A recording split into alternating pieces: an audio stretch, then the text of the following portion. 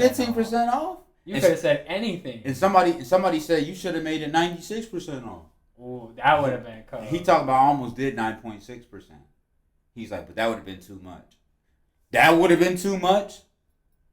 Smoking that Elizabeth pack wasn't enough? Like, what you mean? Turning nothing to something, Get in the back like the map with instructions. No, we not doing dysfunction. Talented black, no, we be on our functions. Ain't no need for introduction. You, my friend, take a seat and discuss it. Yo, welcome back to Discussions with the Friend podcast. It's your boy Rod. I'm here with my co-host Jimmy G. What's up? It's great to be back, y'all. Yes, sir. So we have another episode for you guys today. We're going to be talking about channeling your inner self. Your inner self started when you was a kid, and as we get older, how do you balance that, kid personality with your adult personality? So that's what we're really going to be talking about, balancing, when to time it, when to, act yourself or not, be professional, whatever it is, in front of people. But first, we have a special segment, our favorite segment. That's unnecessary. Yes, sir. So the first That's Unnecessary moment actually relates to the shirt I got on. I got this Kendrick Lamar shirt I got from the concert. So while we were actually setting up for this podcast, the guy comes in and he's like, Kendrick Lamar, what does he do?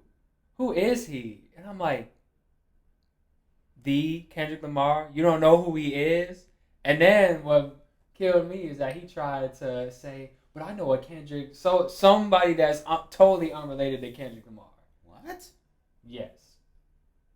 If you don't know that Kendrick, I didn't even say, do you know, I could have been like, do you know Kendrick Nunn? But like, if you don't know Kendrick Lamar. Kendrick Nunn. You don't know Kendrick Lamar. There's Y'all no way know who Kendrick Nunn is. He said, what does he do? He said, what does he do? What? Hold on, pause for that. He said, what does he do? Come on, cuz. What you mean, what does he do? Should have started playing some music for him. But we didn't have the time for that. That wasn't necessary, though. Dude was really big ball capping. If you see this, he probably will see this. He's probably going to end up seeing it. Hey, that's a story for another time. Hey, you made it. But anyway, on to the next subject. So, as everyone knows, it's public news. The Queen Elizabeth the 25th, whatever, 80th, has died. At, how old was she? 94? 96. 96. But what was unnecessary was about, because I know y'all like, dang, her death was unnecessary? Some people think that. But, so there's this brand. And normally I wouldn't tell y'all what brand it is because I don't want to never just, put somebody out there or, try to, we don't talk down on people, brands or whatever. Right. But they put themselves out there. So you know how you get them opt-in messages when you're like a newsletter almost. Mm-hmm. So they sent me a text and I'm looking at the text. That mug said, L, smoking that Queen Elizabeth pack. Talking about here's an extra 15% off. That's the most disrespectful thing I've ever gotten from a actual established brand. I'm not finna say the name because it's not even really a point, but for y'all. And then I seen an actual post on their Instagram feed that was it was that button. It's should I send this out? Mm-hmm. And it was F it, I'm gonna send it out. So basically they're saying sorry, not sorry. And it was hella people on the thing talking about oh, you funny for this, you funny for this. And then there was a couple people talking about man, you disrespectful. Now look, because the brand was based in China, so I don't know what the relations is with China and Great Britain. I don't know if, I don't know enough about that to speak on it. Right. So maybe it was, one of those situations where, if you living in China, they don't see the Queen in a positive light. Yeah. So maybe he felt compelled to make that post, but that's super disrespectful. Talking about we smoking on that Elizabeth pack. Now, I used to smoke, so maybe I would have partook in that Elizabeth pack in another day, but no more, no mas. My thing is, that was one of the strangest ways to get your customers 15%. All right, 15% off. You could have said anything. And somebody said you should have made it 96% off. Ooh, that would have been cool. He talking about almost did 9.6%. He's like, but that would have been too much. That would have been too much? Ah ha ha ha L smoking that Elizabeth pack wasn't enough? Like, what you mean? That wasn't too much? Like, come on, bro. They could have did the 96 and did it for like, I don't know, like 96 minutes. Like there's hella ways they could have spent Facts. but not that. And it's crazy because you mess with this brand heavy. I mess with them heavy. Dang, you are an ambassador. Technically, yes. I mean, anybody that really buys it can be an ambassador, but I signed up. Right. You could be an ambassador for us in the future. Right. I mean, we got ambassadorships coming. But my example it's not as extreme as the previous two we shared, but I feel like I gotta share it to begin with. I feel like Gilbert Arenas' comments on Giannis Antetokounmpo are very unnecessary. Why? Because like I feel like every critique that he's given, he like is, I wouldn't say invalid, but I feel like he checked that box already. For one of the things is he talked about LeBron playing 37 minutes at the age of 37. Want to know why LeBron played 37 minutes? Because my team, the Lakers, sucked last year. He had to play 37 minutes.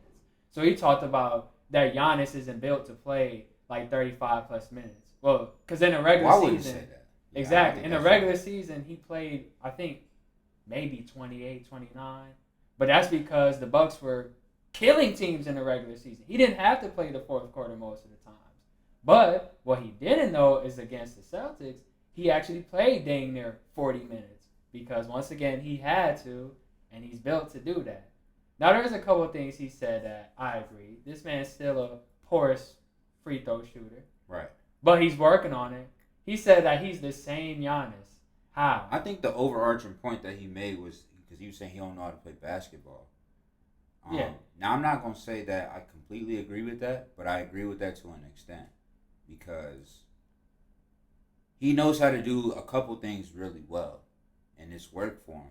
He ain't really been in the position to necessarily where he needed to do other things. Because we've never really seen Giannis for real, without like a whole squad for real around him. He kind of just, as soon as he got good, the team got good with him. That's not his fault though. You know, right. That's what you want. That's what you want. But I'm saying like as far as like you know, even a LeBron was always good, but his team wasn't always good.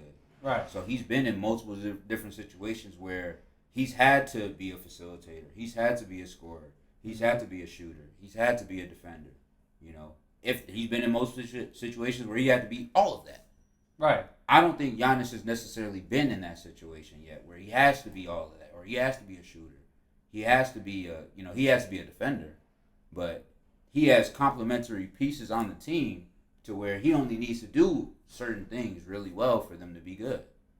So I kind of think that's what he meant by that, but I don't agree with he can't play more than 35, 37 minutes because he can. I've seen it. He's played overtime, all types of stuff. I just think like he said he can't play basketball. He hasn't evolved, but tell me why 4 years ago when they talked about building a wall for him, that doesn't work anymore. And why is that? Because he evolved his game. Now I know it's not like immense. You can't build a wall. It don't work for him though because the team he has. Drew Holiday and Chris Middleton, if you build a wall, they can kill you. Yes. They will kill you. And then their team is predicated on shooting. They were one of the best three-point shooting teams in the league. So that don't work no more. Their team is significantly better. That's all. So I get what he's saying with that, but that's what I'm saying. Like Giannis ain't at the point yet where if you stop the drive that he can just has a bunch of counters. I don't think he's there yet, but he's getting better. Like he is attempting more threes, but I ain't really seen him with no consistent mid range. I ain't really seen him with no consistent counters. Yeah, I agree with you on that, but like this man, he's shooting a lot of, especially post fadeaways. He's been shooting a lot of those, and he's still young as heck. Well, he's actually, how old is he? He's a little older than us. This is where you insert the. Yeah, I don't know how old he is. he's not that old. Like he kind of hit his peak late. Well, late because he came in young as heck. Yeah. But I feel like he's gonna continue to do it. Well, yeah. Because and he also questioned his work ethic, huh? Nah, you can't do that. How did Dude he go works from hard. looking like Dude Sling works hard. Body to looking how he does now? Dude works hard. He's one of them guys, like I'm saying, with the shooting. You've seen the videos, and yes, it's just a video. That doesn't necessarily mean he's doing it 24/7. But I believe that Giannis works on his game. He seems like that kind of person. But him shooting threes, him shooting corner threes, him shooting from different spots. Even in the overseas basketball for Greece, you can see him shooting threes. Mm-hmm. So he's working on the things that he knows he needs to work on. Unlike some people that, yes, they work hard in the off season, but they're not working on their weaknesses. Right. So that's what I'm saying. And this coming from Gilbert Arenas. He's a known troll. Like, I'm not going to say that bro wasn't cold at one point in time, but he's a known troll. So you kind of got to take what he says with a grain of salt. Yeah.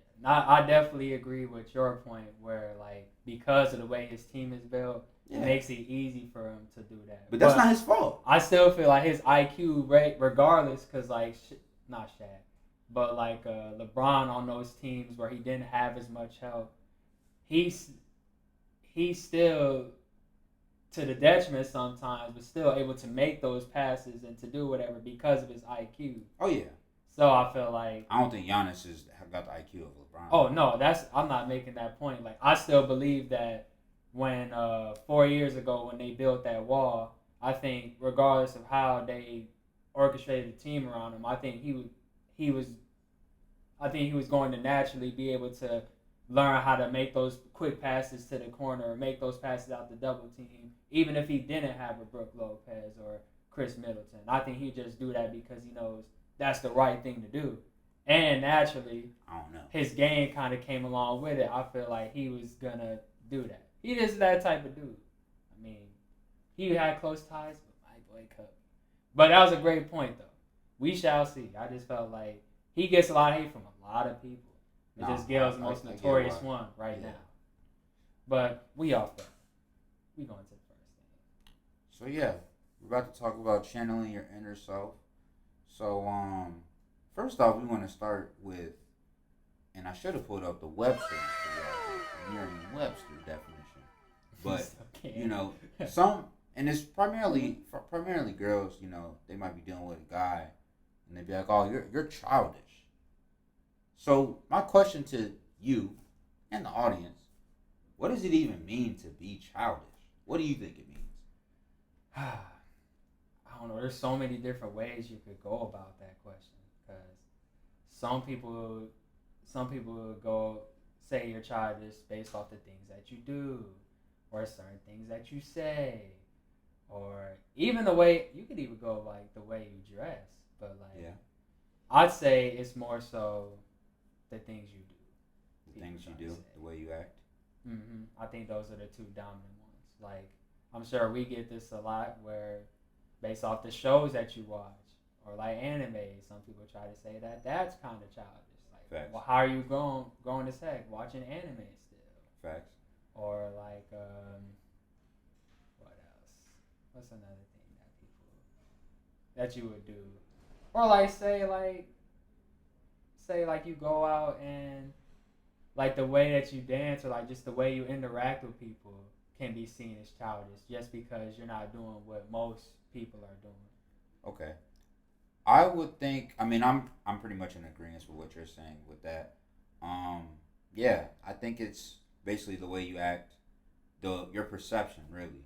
Mm-hmm. The way that you perceive things, because that's what I'm saying, like, something like that, I view that as a perception thing, because what's childish to you might not be childish to me, and vice versa. Right. So, does that necessarily, it's really whatever you think is like childish. But my thing is, when you're talking about that, what's wrong with that? Because at one point in time, we were all children. Yeah. So what? Like, I don't really understand like how people get older and they just feel like they have to, stop acting a certain way because of their age. Like that limits them from, being themselves. having fun with the things that they once thought were fun. Now, yes, as you get older, there's going to be certain things that you don't enjoy anymore. You know, it's just like your taste buds. You know, some things are an acquired taste. Some things, that you used to love, you don't love as much anymore. So, your taste buds mature, as they say. So you can mature in certain aspects of your life, as far as how you act, how you speak, how you think. But that doesn't necessarily mean that if you have, certain things that you once cared for as a child, that's wrong. Right. Because what does that mean? If it's like, sports. I still think sports is fun. Yeah. Some people don't like sports no more as they got older. Mm-hmm. So am I childish because I still like sports and I'm like 10 years older than when I used to play, or 5 years older than when I used to play? I don't think so. Right. So it's really a perception based thing. Now my only issue with it is, why does it matter? Like, keep it a buck. Why does it matter? Because I know people that, like you saying, like anime and all this stuff, me included, you included. We have jobs. Right. We get paid. Mm-hmm. We have a car. We take care of responsibilities. I have bills. I have stuff in my name. I have a savings. I have whatever you're talking about that means childish. I have both the childish things and the adult things. So what does it mean for, like, what is the actual definition of that? That is literally time into what I was literally had up to bat, but because it's like if I'm so-called childish, yeah, I'm handling all my responsibilities. Right. Is there really an issue there? Because it could be vice versa, where like somebody is seen as very mature, but they're not handling their responsibilities. Then does that make them less childish? Right. I'd argue that they're more childish. And I feel like and that's why the definition is so fluid, because I think a lot of people use childish, like a lot of these terms that we throw out there, and outside of its traditional sense. Because if you were to pull up the Merriam-Webster dictionary, we will. Wow. And everybody's definition of childish is way different from the actual definition. But my biggest thing when it comes to being childish is, and we're going to talk about it later, but I want to throw it out there just kind of now, is how it's like, what's wrong? I feel like it's important to kind of stay in tune with like your inner child, because as we grow older, we mature, but then like I kind of feel like keeping your inner child kind of keeps that light, that fun in your life. Mm-hmm. Unless, because some people, they do that and then they kind of become a robot, or just kind of go with the motions, because they feel like they have to get rid of that, child that they once were in its entirety to handle things that they got to handle. But I feel like keeping that inner child kind of helps you like grow in a sense, because you can still see things from both perspectives, and it kind of helps you find enjoyment in life, because we've seen people like that, the people who like who were once like the real upbeat fellows. I said fellows. The upbeat people who, they were the life of the party. Who due to circumstances, it was like the vacuum just came and sucked their energy away. Yeah. And then vice versa, who people, they were like really shy, or like just really weren't out there. They came out of their shell, and now they're like the life of the party. They're just really taking life at their throats. That's like circumstantial things, because life happens, and certain things happen to where it affects you as a person, and it forces you to evolve now, whether that's for the better or the worse. That's contingent upon the situation. Right. But like something like college, I'll even say, like, for me, like, I feel like I'm still myself, but when I went to college, it made me more of myself. Yes. Because I'm in a place where I don't really know nobody, so I don't really have no reason to hide who I am. Not that I was doing that, but I don't have no image or anything like that to keep up. Right. So that's the point that Jimmy was making. You'll see somebody that you might not have thought, they were shy. You might not have thought much of them, really. Mm-hmm. And then you see them later on in life, and they might have went to college, or they might have went off to the military, something like that. And now they're a whole different person. And it's not really that they're a different person. It's just they're more of who they really were, and they were, you know, they're more open about who they are. Right. So I think that's circumstantial. I'm not saying you have to go to college or the military, but certain things happen in life to where, you know, you become more of who you already are. I don't really think it's changing, you know, but certain things do force you to change. Like, say for instance, parenthood. Yeah. You know, sometimes, and you know, some people that I know that they have had kids, and that, you know, damn near saved their life. Like, that made them a more responsible person, a better person, because they had, you know, they had to. You know, it's like more of a, what's the word I'm looking for? Like, an urgency Right. to like get certain things done. Not that they might not have done that before, but it's just like that added, you know, like I have to get on my grind, and that's good. You know, I see that as a good thing. It's crazy because like literally, I'll say like 80% of parents when they have these kids, they always include that when they post about like, oh, you saved my life, you made me a better person. But like, I hope you mean it. Right, it's like part of it is like, I really hope that you mean it. Because I've seen it where it actually, like, yes, they have changed and they have stepped it up. Mm-hmm. And I've seen it where they faking it, like you're saying, and they might, cloud, right. exactly, it might go the other way. But like, hearing that from you, it's like, now I'm looking at it differently because like, for a lot of people, it's very much true. Because now I think the biggest thing is, okay, they saved your life, but try not to have them live their life through you. Like, you still gotta let them blossom and be they self, but don't try to control it. Like, yes, they saved your life, but you know, people be saying I'm living vicariously through you. Exactly, right. Developed by vicarious visions. Yes, but yeah, that's a great, excellent point. Cause my mouth got Dry mouth that. But hey, on to the so we're talking about being your inner self, channeling your inner self. So now, you know, how do you balance between like who you are and like, because I feel like everybody has multiple sides of them and like certain sides that they show.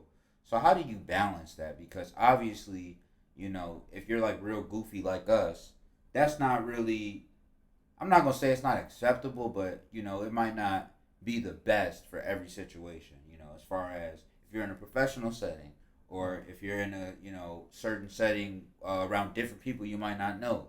Mm-hmm. Not everybody knows, you know, how to deal with you, or, you know, how to be around you. So I'm not saying it's bad necessarily to be yourself, but it's kind of like how I said on a previous episode, you got to know when to hold them and fold them. And that means the same thing for your personality. So I'm gonna share a brief little story about you know, me being me. Now, if y'all know me, y'all might know this story. So in high school, I was a bake king, you know, roast king. So for y'all don't know what that is, you know, we used to roast people, we used to fry people, bake people, cook people. It's multiple different names. They be calling it joning in like the DMV. We don't call it that. Not cooking. We do not do that here. But so I was a bake king. So basically what that means is, you know, we used to crack jokes on people, you know, on our friends. So as all of my friends, that was like the thing to do. It was cool. It was out of fun. We're not really trying to hurt you, but we are trying to say the funniest thing to get the best reaction. Right. And I just happen to be one of the people that's getting the funniest reaction, the best reaction. So I was cooking this one guy.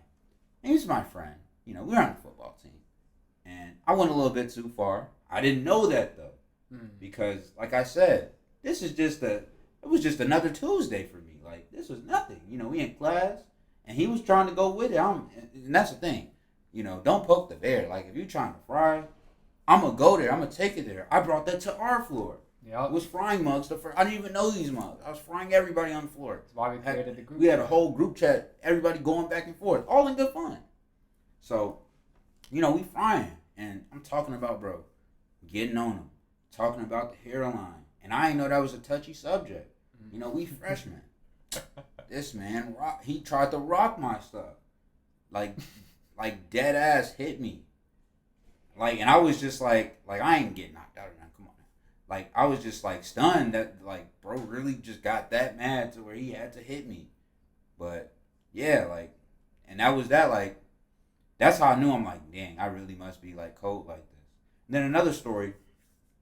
Now I was a football coach at the time, and we was roasting because we doing primarily the roasting at lunch. I'm not trying to really do it in class like that because I'm not trying to get in trouble. I was a good student, so I can't really just do that in class. But so we at the lunch table, and this coach happened to come by. Now he's not the head coach.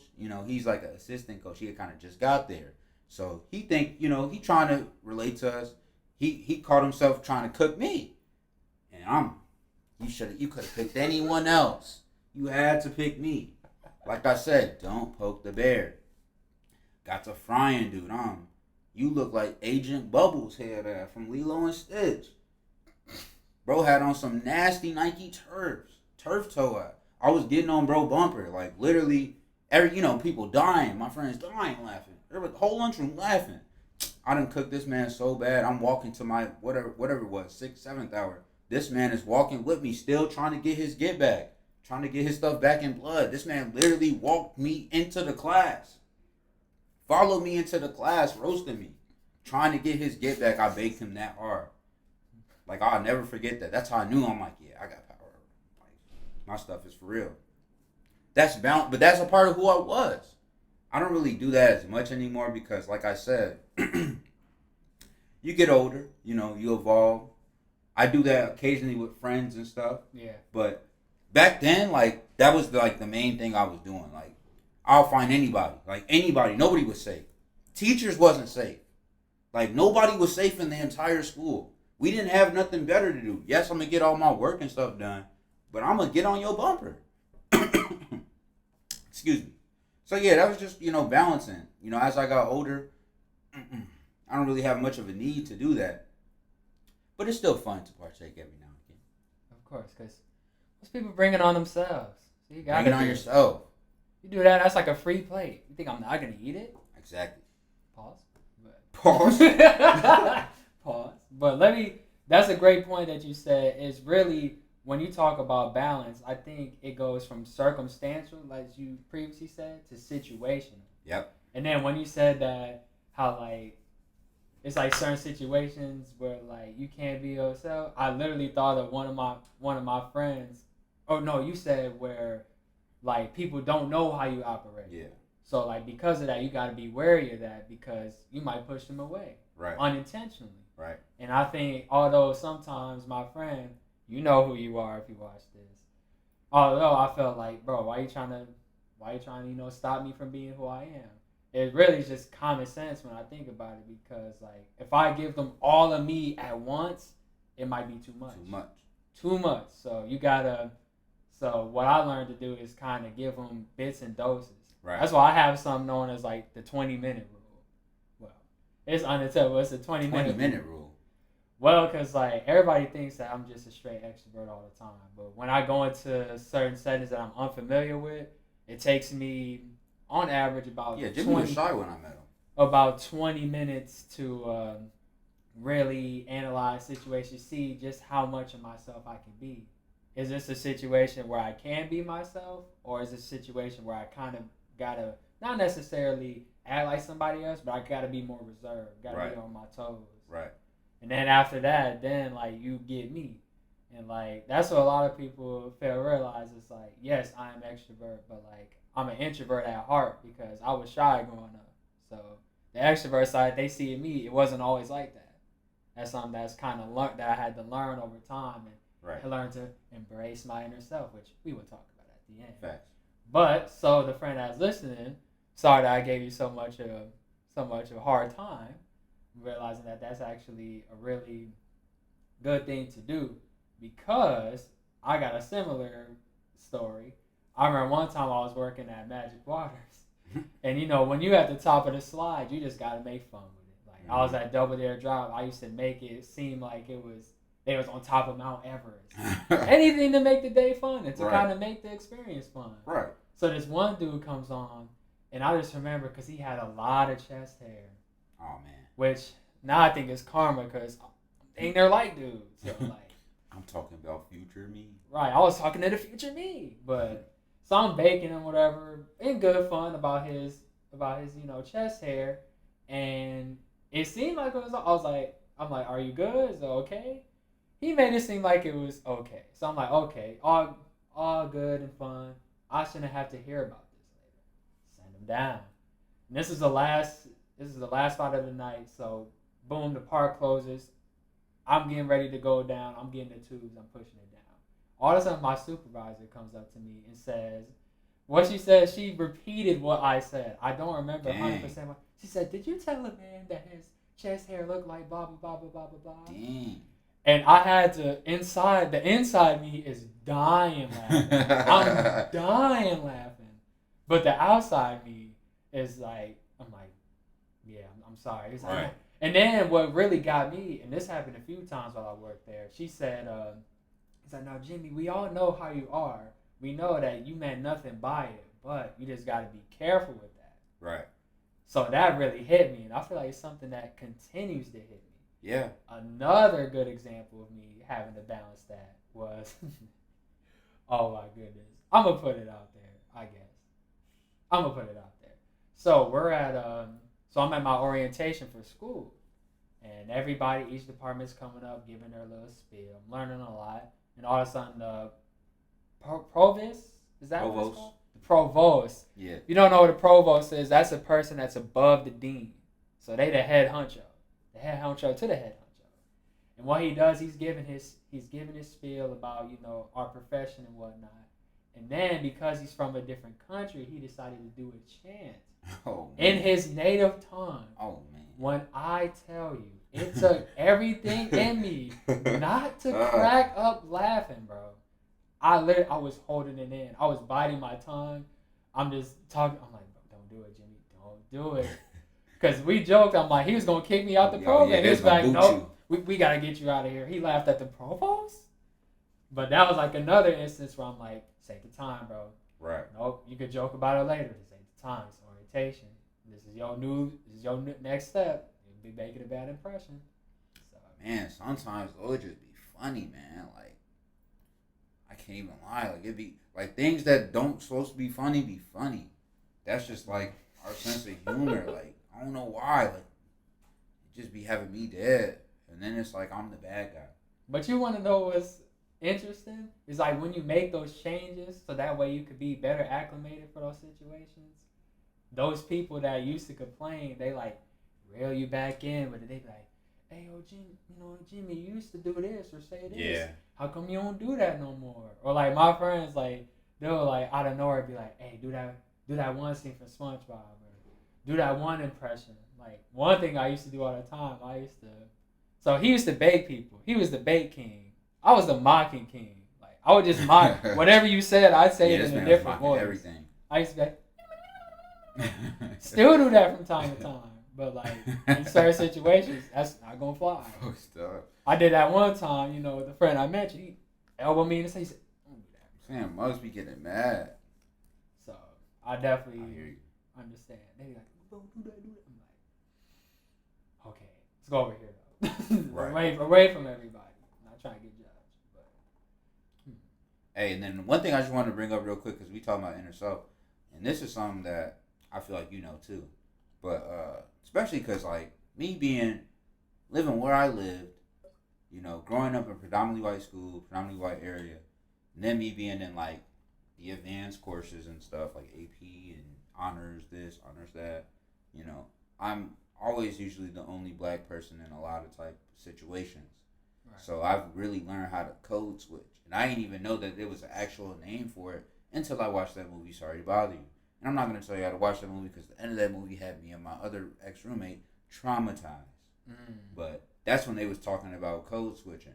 I didn't even know it was a term, but I knew that from a young age because I ain't had no choice. Like, right. So that's why I'm saying, like, balancing the inner self. I know how to be proper, and I'm not trying to, like, no disrespect by saying it, but it's, because I hate how, being respectful or being proper or being smart is associated with being white, because it shouldn't be that. Yeah, it should just be associated with being those things. But in the areas that I am, they're not expecting me to be like that. They're not expecting me to speak proper English. I used to get made fun of. People used to, "Oh, you're the whitest black guy. You're an Oreo," all this other BS, because I spoke, eloquently. I had a vernacular. You know, I dress nice.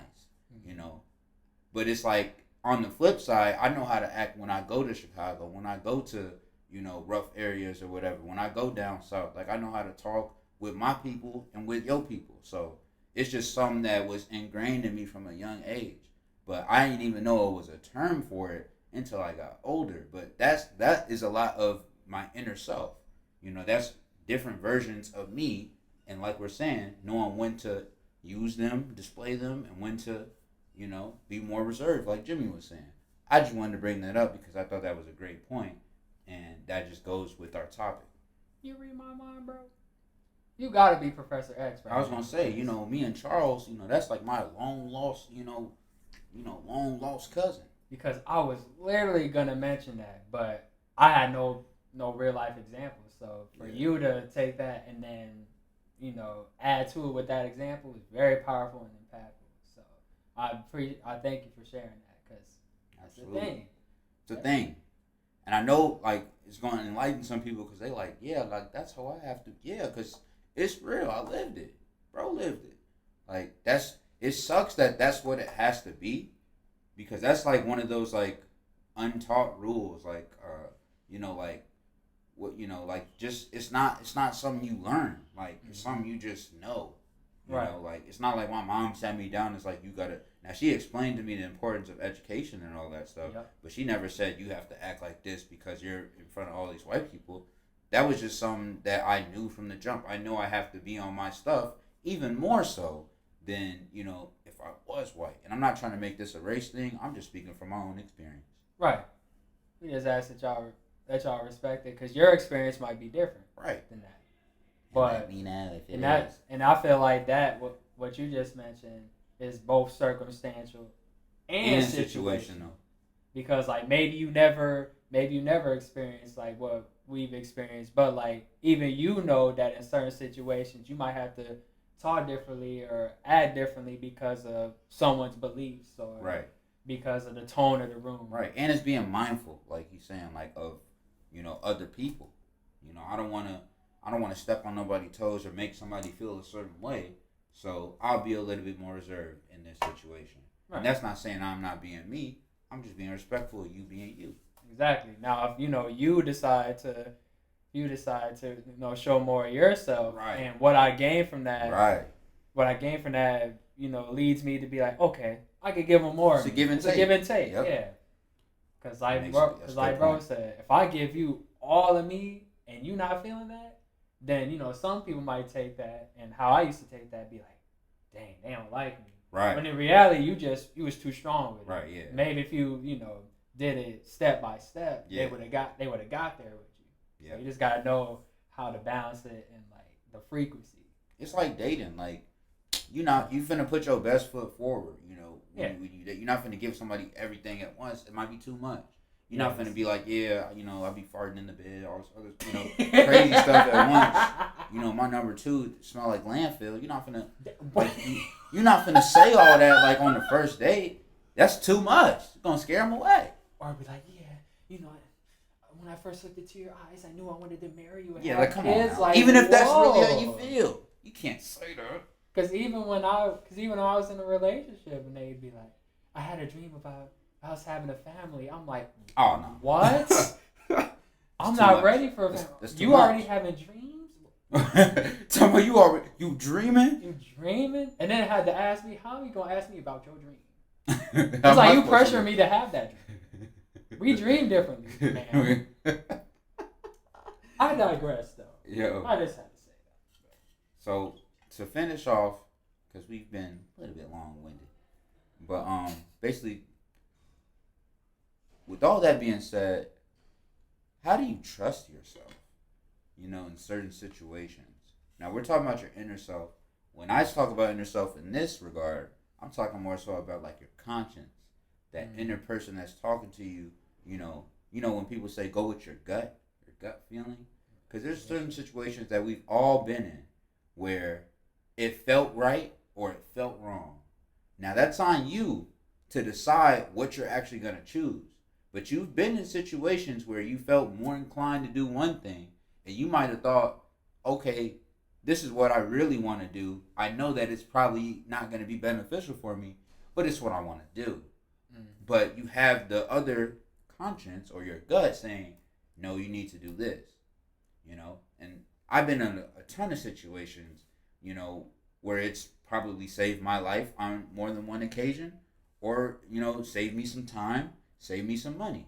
Right. And then there's been situations where, I've listened to myself and I've, took the safe route. And there's been situations where I was like, nah, I'm going to do what I want to do.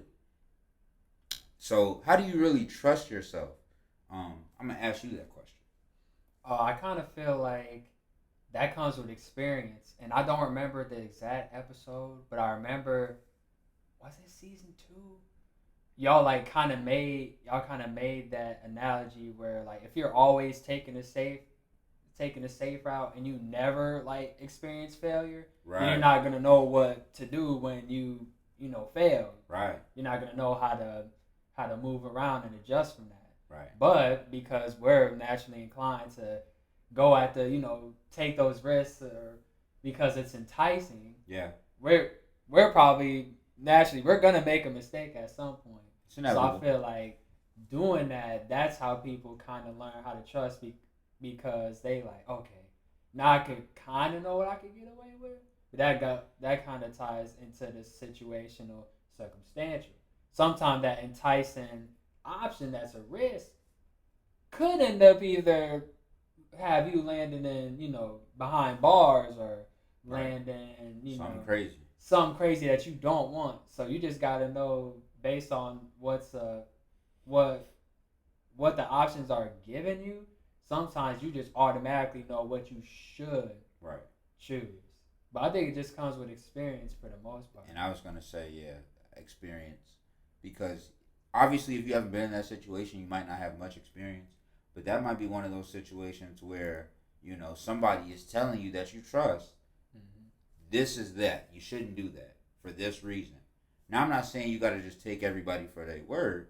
But that's why you have people that you trust that, you're going to them for counsel. You're going to them for their opinion on stuff. That's why you ask for those type of things.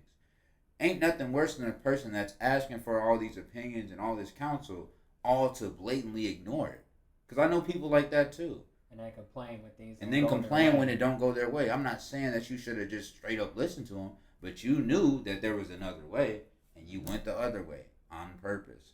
So I feel like it's a lot to do with experience. It's a lot to do with your circle, who's surrounding you, giving you this, counsel, giving you opinions, and then also your gut. Because at the end of the day, even if it's not something you've been through, I feel like not every situation, but there's been situations where you just feel it feels right. Definitely. Or it feels wrong. Mm-hmm. And it's more often than not, I know the times where I've been in the situations where it feels right or it feels wrong, and I trust, whichever way my gut is telling me, it usually turns out the way that it's supposed to. Right. Now, obviously, I believe in God, and I have faith in Him, so I'm not just leaning on me, but I'm saying, just as far as me, me being who I am and just going through certain things and understanding, I'll be having a certain, feeling, inclination towards things.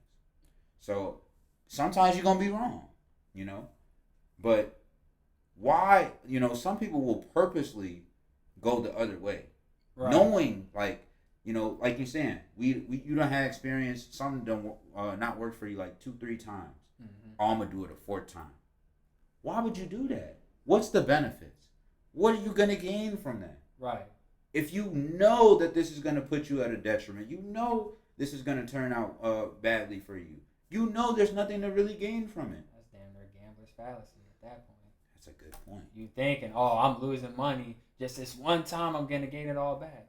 And even if you do, what you're probably going to do, you're probably just going to bet again. Bet it again. And probably lose even more. Exactly. That's a great point. I feel like that's definitely you're learning from others and the people in your circle. But even people that aren't in your circle, just look around at what people are doing. Right. Observe them. And that's how a lot of people make these decisions anyway. Because they're looking at other people and say, I want that. I want to do this. I think I could do that too.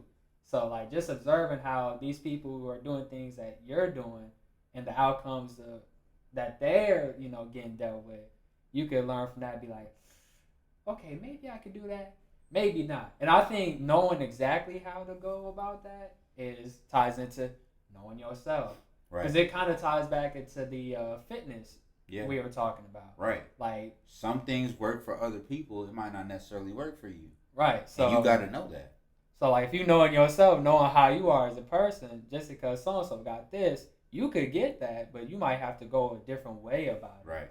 Or you have to know, it's like, for instance, and we could simplify it, but say people, who go out or whatever, whatnot. Just like the setting of a place can dictate whether you show up or not. Right. You could be like, okay, I could go here because, I'm more reserved, I'm more comfortable with like 15, maybe 20 people. Right. But going out at a club where there's hundreds of people, that's not me, because I just know that I'm more reserved. That might cause me issues. Right. And the conflict would be, well, all my friends are going to this club. So FOMO, like we talked about in the previous episode, fear of missing out. You feel inclined or like compelled that you have to go. But if you know I don't do well when it's 150 people there, why would you do that? Because at the end of the day, it's your experience. It's your enjoyment that's at risk. And really, all you're doing is you're like kind of stretching yourself to try to make it good, and you might have a good time. But when you get back, you're gonna be so exhausted because you kind of put your whole self out there and then went extra, just because like I'm the type where I don't want to be the mood killer. Like I'd rather not go than to go somewhere and then kill the vibe. Right. But like sometimes you just gotta know when to hold them and fold them, because you gotta know yourself and realize, is that really worth it? And at that point, if you doing stuff like that, you're not even doing it for you no more. Right, you're doing it for other people. Mm-hmm. So at that point, it don't even matter, like, for real. Like you'll do anything for other people at that point. Exactly. So I think that's a good analysis of that. Trusting yourself, experience, looking at other people, looking at trends, and then trusting your gut too, and trusting, knowing yourself and who you are, being comfortable in who you are. So I think this was a great episode. Definitely deep dived into a lot of different things. Gave y'all some stories about, how I used to be a bait king, how Jimmy used to mock everybody. So. Yeah. But that's anything else?